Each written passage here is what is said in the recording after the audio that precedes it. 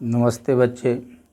आज आप लोगों के लिए वीडियो में कंडीशनल सेंटेंसेस लेकर आया हूँ। कंडीशनल सेंटेंस का प्रयोग दैनिक जीवन में प्रायः होते रहते हैं और बहुत इम्पॉर्टेंट चैप्टर भी है। इसे आप सिंसियरली समझने का प्रयास करेंगे, ये आपके जीवन में बहुत काम आएगा। पहले हमें ये देखना है कि कंडीशनल सेंटेंस कहते किसको हैं, इस बात को समझना चाहिए। जब एक कार्य का होना दूसरे कार्य के होने पर निर्भर करता है तब वाक्य कंडीशनल सेंटेंस कहलाता है। जब एक कार्य का होना दूसरे कार्य के होने पर निर्भर करता है तब वाक्य कंडीशनल सेंटेंस कहलाता है। कंडीशनल सेंटेंस मुख्यतः 3 प्रकार के होते हैं। बारी बारी से हम इसे भी समझने का प्रयास करेंगे। पहला नंबर का देखिए, if clause in present tense. If clause in present tense, वे क्लाउज जो इफ से शुरू होता है वह प्रेजेंट टेंस में रहेगा और इसको हम सबऑर्डिनेट क्लाउज कहेंगे।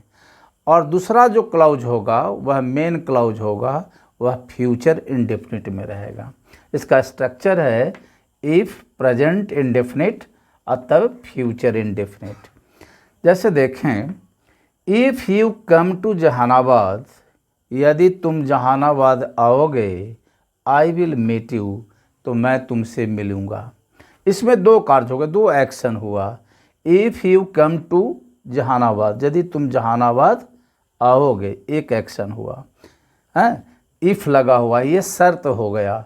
और दूसरा है action I will meet you, मैं तुमसे मिलूँगा। 2 कार्य इस सेंटेंस में होता है, एक तुम्हें जहानाबाद आना और दूसरा कार्य कि मैं तुमसे मिलना।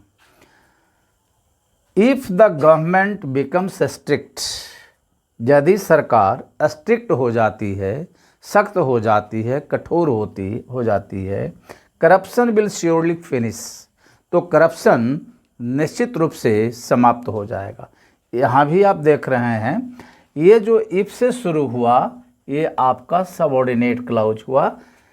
If the government becomes strict, subordinate clause, और करप्शन विल श्योरली फिनिश, ये हो गया मेन क्लाउज। अगला देखें सेंटेंस को, इफ़ यू वर्क हार्ड, यदि तुम कठिन मेहनत करोगे, यू विल श्योरली पास, तो तुम निश्चित रूप से पास करोगे। यहाँ इफ से शुरू जो हुआ, इफ़ यू वर्क हार्ड, ये सबऑर्डिनेट क्लाउज है, ये शर्त बताया। यू विल श्योरली पास, ये मेन क्लाउज हुआ। अगला देखिए, if she comes to me, यदि वह मेरे पास आएगी, आई विल हेल्प हर, मैं उसे मदद करूँगा। यहाँ जो हो गया मेन क्लाउज और ये हो गया आपका subordinate clause. Subordinate clause provided, provided का मतलब बशर्ते, बशर्ते। प्रोवाइडेड अनलेस, अनलेस का मतलब जब तक नहीं, तब तक नहीं, तब तक नहीं। व्हेन से भी शुरू होता है। Subordinate clause provided unless when से भी शुरू होता है। और सबऑर्डिनेट क्लाउज जो शर्त का बोध कराता है प्रेजेंट इंडेफिनिट में ही रहेगा। जैसे देखें, I will help you provided you mend your ways, मैं तुम्हें मदद करूँगा बशर्ते कि यू मेंड योर वेज, तुम अपना तरीका बदलोगे, बशर्ते कि तुम अपना तरीका बदल लेते हो। इसका मतलब ये हुआ, I will help you provided you mend your ways, मैं तुम्हें मदद करूँगा बशर्ते तुम अपना तौर तरीका बदल लेते हो, यानी बदल लोगे।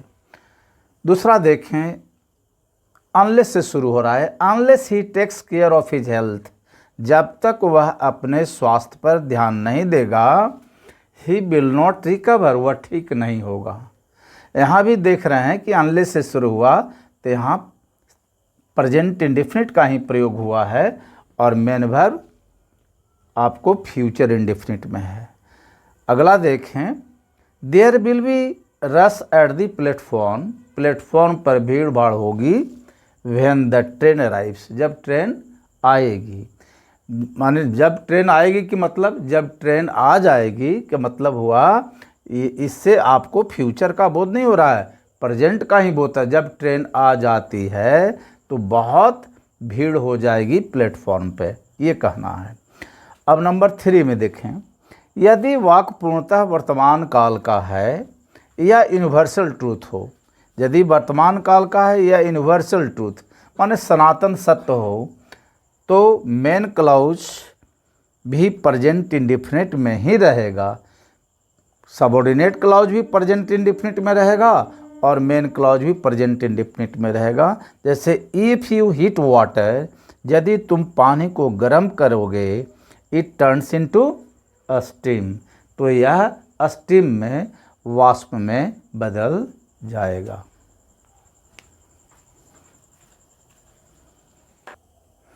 आगे देखें, यदि वाक्य संभावना का हो, जिस वाक्य से संभावना का बोध होता हो, तो विल के स्थान पर में माइट का प्रयोग होगा।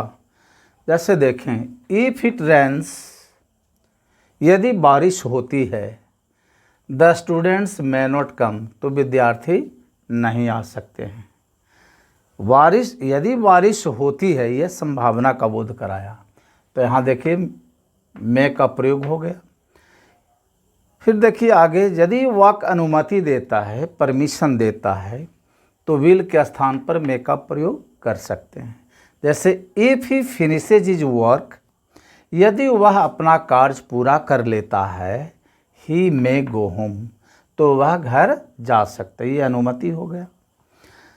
अब देखें नंबर 6, यदि वाक्य में सलाह या उपदेश हो, सलाह का बोध हो या उपदेश का बोध हो, तो विल के स्थान पर शुड या मस्ट का प्रयोग कर सकते हैं। जैसे if you don't know him, यदि आप उसे नहीं जानते हो, you must not open the door, तो तुम्हें दरवाज़ा नहीं खोलना चाहिए। हैं, तो ये क्या हो गया, एक सलाह हुआ कि यदि किसी व्यक्ति को नहीं जानता है कोई आदमी, तो बिना जाने हुए घर का दरवाज़ा क्यों खोल दे। नंबर 7 देखें, इफ़ क्लाउज में प्रेजेंट कंटिन्यूअस भी आ सकता है, माने प्रेजेंट कंटिन्यूअस टेंस का भी प्रयोग कर सकते हैं इफ़ क्लॉज में। जैसे देखें, if you are not reading the newspaper, यदि आप न्यूज़पेपर नहीं पढ़ रहे हों, you should let others read it, तो तुम्हें दूसरे को पढ़ने देना चाहिए। तो यहाँ प्रेजेंट कंटिन्यूअस आ गया। इफ़ क्लॉज में प्रेजेंट परफेक्ट का भी प्रयोग हो सकता है। जैसे देखिए, if you have finished the work, if you have finished the work, यदि आपने काम पूरा कर लिया है, यू मे लीव, तो तुम प्रस्थान कर सकते हो, तुम जा सकते हो।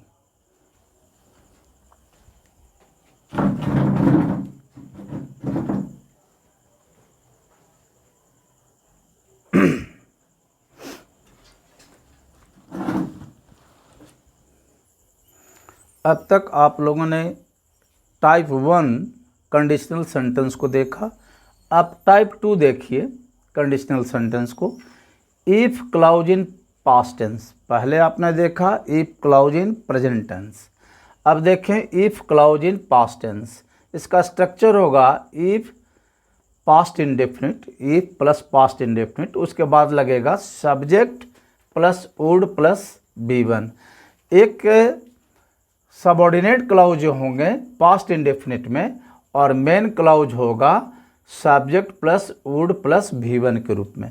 देखिए, if I had money I would lend it to you, यदि मेरे पास पैसे होते तो मैं तुम्हें इसे देता।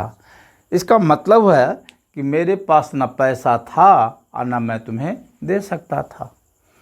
If I had money I would lend it to you, इसका मतलब है I had no money and I would not lend it to you. अब देखें नंबर 2 का, if I were a bird I would fly, यदि मैं पक्षी होता तो मैं उड़ता। ना पक्षी एक परिकल्पना है, सपोजिशन है, माने ये कभी भी संभव नहीं होगा। If I were a bird I would fly, यदि मैं पक्षी होता तो मैं उड़ता। ना पक्षी हुआ न उड़ा, ये संभव नहीं है, इम्पॉसिबल है। इसको हम ऐसे भी बना सकते हैं, were I a bird I would fly. अगर इफ़ हटा करके आप नहीं चाहते हैं इफ़ देना तो सब्जेक्ट के पहले वेयर का प्रयोग कर दीजिए, उससे भी सेम बात प्रकट होता है। यदि मैं पक्षी होता तो मैं उड़ता। अब टाइप 3 में देखें, कंडीशनल सेंटेंस का टाइप 3 देखें। If clause in past perfect, इसमें क्या है कि इफ़ क्लाउज जो होंगे पास्ट परफेक्ट में होंगे तो सबऑर्डिनेट क्लाउज के साथ वुड हैव प्लस V3 लग जाएगा। जैसे देखिए, if I had seen you, यदि मैं तुम्हें देखा होता। If I had seen you, यदि मैं तुम्हें देख लिया होता। I would have stopped my car, तो मैं अपना कार को रोक दिया होता।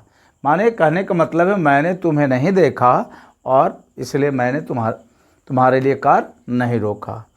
इसको हम इस ढंग से बना सकते हैं, इफ़ हटा करके हम सब्जेक्ट के पहले हैड दे देंगे तो भी यदि का बोध हो जाएगा। हैड आई सीन यू, यदि मैं तुम्हें देखा होता, I would have stop my car. बच्चों, यह वीडियो निश्चित रूप से आप लोगों को अच्छा लगा होगा, ये बहुत ही इम्पॉर्टेंट है आप लोगों के लिए। कृपया इसको ज़रूर लाइक करेंगे और मेरे चैनल को सब्सक्राइब करेंगे। Thank you.